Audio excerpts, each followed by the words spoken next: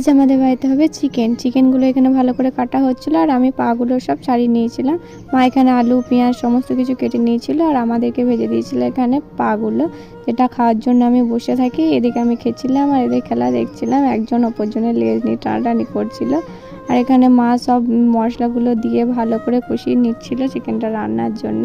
তারপর আস্তে আস্তে মাংসগুলো সব দিয়ে ভালো করে নেড়ে নেবে। আমাকে বলে যে তুইও তো রান্নাটা মাঝে মাঝে করতে পারিস, কিন্তু সরি আমি এইসব করতে পারি না আর যা করার চেষ্টাও করি না।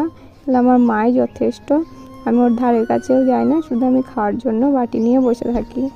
আজও আমি বড় হয়েও সেই ঠিক ছোট্টবেলাটার মতো নিয়ে বাটি নিয়ে বসে থাকি, মা কখন রান্না হয়ে গেলে আমাকে দেবে বলে।